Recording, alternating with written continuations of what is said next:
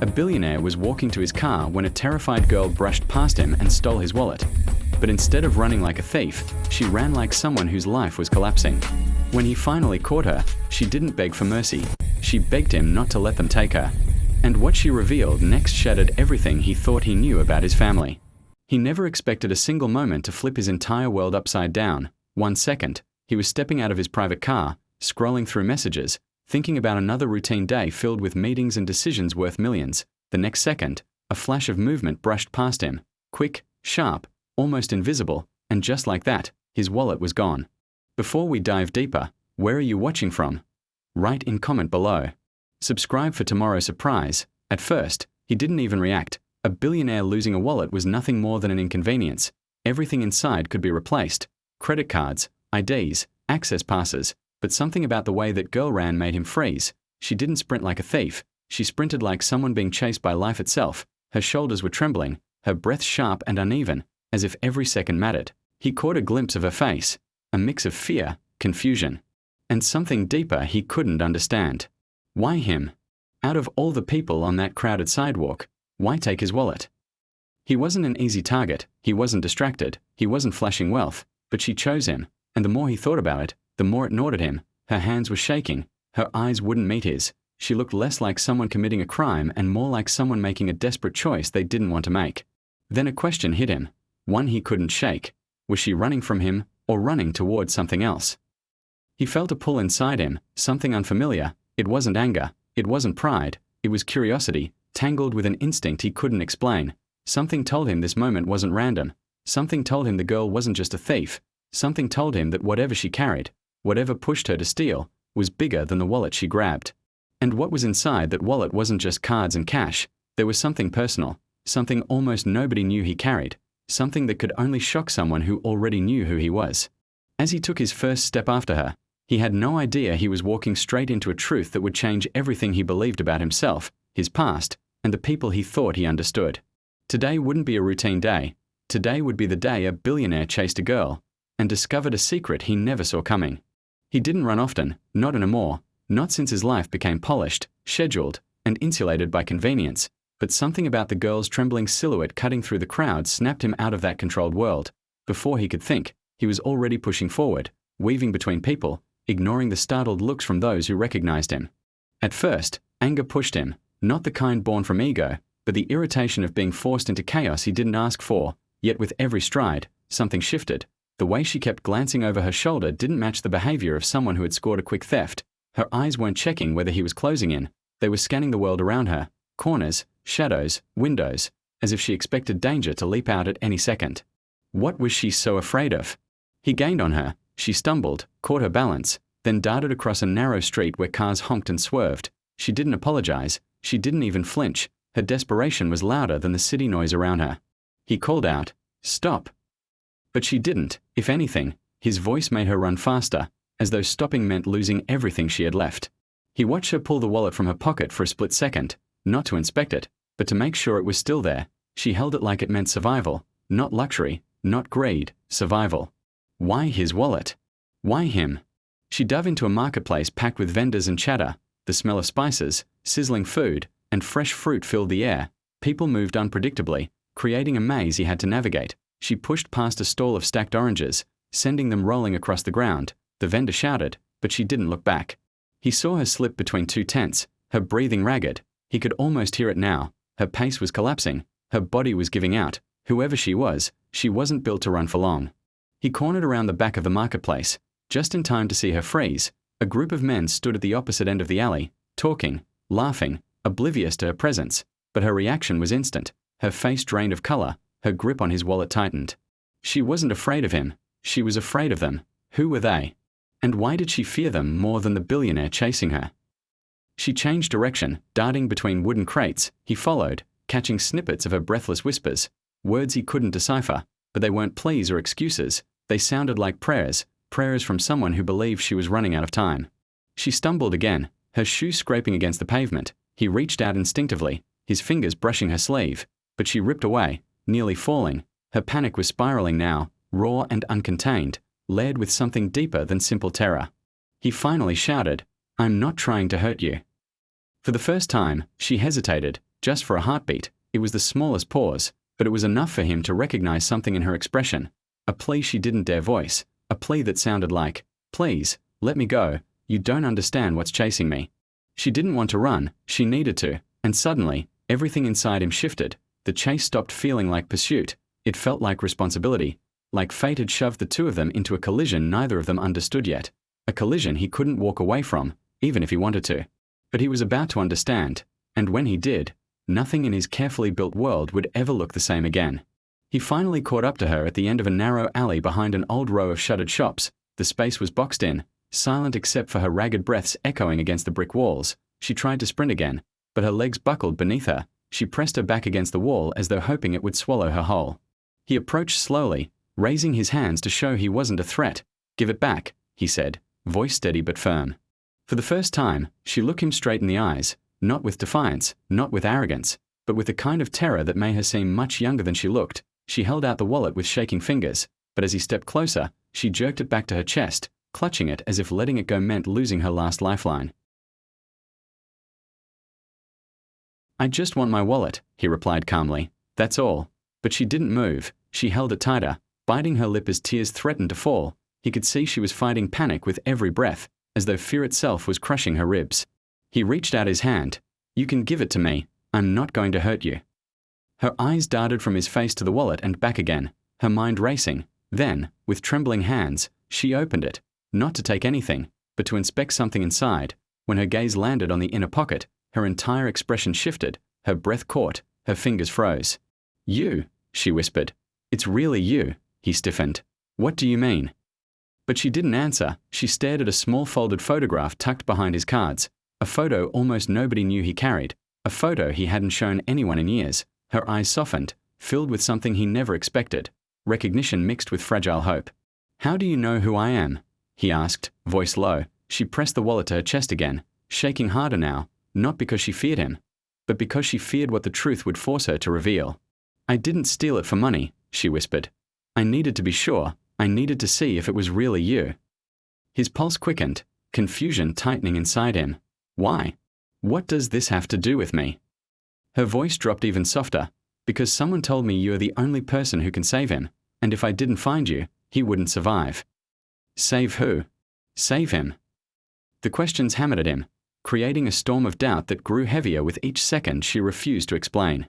Before he could ask more, a distant noise snapped her attention toward the street. A car door slamming, followed by heavy footsteps and the low murmur of voices. The men from earlier were close, too close. Her breath hitched. "Please, don't let them find me." He looked at her trembling form, the desperation in her voice, the way she clutched his wallet like it held the key to her entire world. Something inside him shifted, deeper than curiosity and heavier than duty. For the first time since the chase began, he understood a new truth. She wasn't running from him. She was running to him, and whatever she was about to reveal would change his life in ways he could never undo. She stood frozen in the dim alley, clutching his wallet like it was the only stable thing left in her collapsing world. The sound of the men in the distance seemed to push her closer to him, almost as if he were a shield she didn't believe she deserved but desperately needed. He sensed her fear rising again, and for the first time since this strange chase began, he softened his posture. "You're safe for now," he said quietly. "Just tell me what's going on." Her eyes flicked toward the alley entrance, then back to him. "You don't understand," she whispered. "If they catch me, they'll take me back, and if I go back, he dies." He felt his chest tighten. "Who dies?" She hesitated, fighting the instinct to keep everything hidden, but something in his eyes, maybe the steadiness, maybe the fact that she'd already risked everything to find him, made her speak. "My brother," she said. "He's the only family I have left." He studied her face. Beneath the fear, he saw exhaustion, deep, consuming exhaustion, the kind that didn't come from running for 10 minutes, but from running for days, weeks, maybe longer. "What does your brother have to do with me?" he asked. She swallowed hard. "Because he was told you're the only one who can help him, that you're the only one with the resources, the knowledge, the connection." "Connection to what?" he pressed. She looked down, her voice trembling. "To my past, to his past, to everything we've been trying to escape." He frowned. "I don't even know you." "I know," her voice cracked again. "But I know you, or at least, I knew about you. My brother said if I ever found you, I'd understand, that something in your wallet, something you always keep with you, would prove it." The photograph, the one he'd carried for years without knowing why it always felt too important to throw away, the one tied to a memory he could never fully piece together. He tried to steady himself. Why would he think I could help? She hesitated again. The silence stretched between them like a trembling wire. Because of where we came from, she whispered. Because of what we escaped, because of the place your father once funded. The words hit him like a blow. My father, he echoed. She nodded. The facility, the one hidden behind a charity front, the one he claimed was rescuing children. Her eyes filled with pain. It didn't rescue anyone. His pulse hammered. He opened his mouth, closed it, tried to gather thoughts that scattered like shattered glass. My father never. He did, she whispered. Or if he didn't do it himself, he let it happen. My brother and I, we were there for years. The world tilted. He had heard rumors about his father's business ties, whispers buried by lawyers and money, but he'd pushed those doubts aside, convincing himself that digging would only hurt people and bring nothing good. Now those shadows were standing across from him in the form of a trembling girl who had risked everything to find him. I didn't steal your wallet, she said again, softer now. I only took it because I needed proof. I needed to know you were the son of the man who ran the entire operation. I needed to know if there was even a chance that you weren't like him. Her voice faltered. Because I can't lose my brother, not after everything we survived. He felt something in him fracture. The anger he'd been ready to use against her disappeared. The confusion, the shock, the resentment. Everything tangled together until only one thing remained. The undeniable truth that this wasn't about a wallet. This was about a past he never wanted to confront. He took a slow step closer. Why didn't you just tell me this from the beginning? Because people like you don't believe people like me, she said, tears finally spilling. And if you called the police, if they took me in, those men would find us before anyone could stop them. They work for the people still running what we escaped from. Her words landed like ice in his bloodstream. The men. The chase. The fear. It all made sense. She wasn't just running from random threats. She was running from a network. One powerful enough to erase people without leaving a trace. He exhaled shakily. If what you're saying is true, then you're in far more danger than I realized. She nodded, clutching the wallet tighter. And that's why I had to find you. My brother is hiding, he's sick, and if I don't bring him help, your help, he won't survive the week. Her voice softened into something so fragile he nearly missed it. You're the only chance he has left. He stared at her, and in that moment, he knew one thing with absolute certainty. He wasn't walking away from this, not now. Not ever. For a long moment, the world around them seemed to freeze. The sounds of distant footsteps, honking cars, and muffled city chatter faded beneath the weight of her last words. Something heavy settled in his chest, a mixture of disbelief, dread, and a strange sense of responsibility he didn't understand yet. Where is your brother now? He asked quietly. She hesitated, glancing toward the street as if expecting someone to appear at any moment. Hidden, she whispered. In an old building near the rail line, he's been too weak to move for days. What's wrong with him? A fever that won't break, she said. He can barely eat, he drifts in and out. Her voice cracked. I ran out of money, and the people hunting us, they want to take him back to the facility. If they do, he won't make it. He tried to piece together the tangled story unraveling between them. Why would they want him back? She shut her eyes, bracing herself. Because he remembers things they thought were erased, things they can't risk getting out. He felt a chill crawl across his spine. And you think I'm the only one who can help because my father funded this place? She nodded, though guilt flickered across her face. My brother said you probably never knew the truth. But he also said you might be the only person wealthy enough, and angry enough, to tear the operation down if you learned what they did. His stomach tightened. Why would he think that? Because of the photo, she whispered, her gaze dropping to the wallet. He said it's the reason your father feared you'd ever discover what he really built. His pulse picked up. You keep talking about this picture. Why is it so important? She slowly opened the wallet and removed the folded photograph. Her hand shook as she held it out to him. When he took it, everything inside him shifted. The photo showed a young boy and a small girl in a cold, sterile room. They wore thin grey clothes, their faces pale and hollow, but what made his heart stop wasn't their suffering. It was the boy's eyes. He recognized them instantly. The same eyes from the nightmares he'd had as a child. Visions he could never explain, memories that felt too real to be imagined. That's my brother, she whispered. Then she pointed to herself. And that's me. His breath caught. How do I fit into this? She took a shaky breath. Because the person who took that photo was your father. He came to the facility often, told donors he was supervising our recovery, but he wasn't checking on us, he was documenting the experiments. His world tilted. Experiments, he repeated, barely able to form the word. She nodded. They claimed they were rescuing orphan children. but they were testing drugs, treatments, behavior conditioning, dangerous things no child should endure. Her voice trembled. My brother and I survived because we were older. The younger kids didn't. He felt nausea climb through him. His father had always been powerful, respected, admired for philanthropy, but he had also been secretive, distant, evasive whenever certain topics surfaced. This isn't possible, he whispered. It is, she said quietly. And before your father died, he destroyed almost every record linking him to the facility, except one. She nodded toward the photograph. That was supposed to be burned, but someone kept a copy and smuggled it to my brother. Who would risk that? The nurse who protected us, she said, a faint smile of grief forming. She hid us, fed us, helped us escape. Before we left, she told my brother, find him. When you do, he'll understand everything. Why me? He asked, voice unsteady. Because she said you were the one thing your father couldn't control, she answered softly. He kept you away from the facility because he didn't trust you to accept what he was doing. Pieces of memories broke loose inside him. His father's unexplained rage, the locked doors in their home, the long stretches of cold silence, the nightmares he could never shake, they all came rushing back like a storm he had ignored for years. There's something else, she whispered. He braced himself. Your father didn't just fund the place, she said. He created it. Silence weighed on the air, thick and suffocating. Then she added, even more quietly, he built it for you. His throat tightened. What are you talking about? He believed he could design people, fix them, shape them to serve the future he thought you deserved. You weren't the heir he wanted. You were the excuse he used to justify everything. He stumbled back, the truth slicing through everything he believed about his family, and for the first time in his life. Girl's skin toned black. He had no idea who he really was. For a long moment, neither of them moved. The truth hung between them like a blade, sharp enough to cut through the life he had built, the beliefs he had lived by, and the identity he thought was unshakable. Everything he thought he knew about his father, about his past, about himself, it all shattered under the weight of her story. Take me to your brother, he finally said. Her eyes widened. Are you sure? He nodded, though 1,000 questions roared in his mind. If he's in danger, we don't have time, his voice steadied. And if any of this is true, then I have even more reason to see him.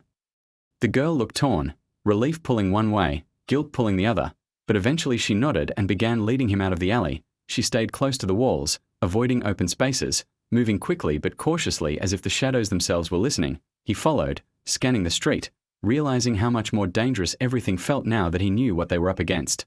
They walked several blocks, slipping through backstreets and narrow pathways. She led him past shuttered stores and down a cracked sidewalk near the old train line. The further they went, the more the city shifted into forgotten territory. Rusted fences, boarded windows, weeds pushing through concrete. Finally, she stopped in front of a rundown building that looked abandoned from the outside. She knocked twice, paused, then knocked twice more. After a moment, the door creaked open. Inside, the air was cold and musty. A small mattress lay on the floor, covered by blankets. A boy, thin, pale, barely awake, lay curled beneath them. His breath came shallow and uneven, his skin burning with fever. He looked younger than she did, but his eyes carried years of pain. Liam, she whispered, rushing to his side. I found him. I found the man from the picture. The boy's gaze drifted toward the billionaire, unfocused at first, then sharpening with fragile recognition. You came, Liam whispered. She said you would. He knelt down beside him, trying to ignore the tightness in his chest. Tell me what you need. Liam swallowed hard.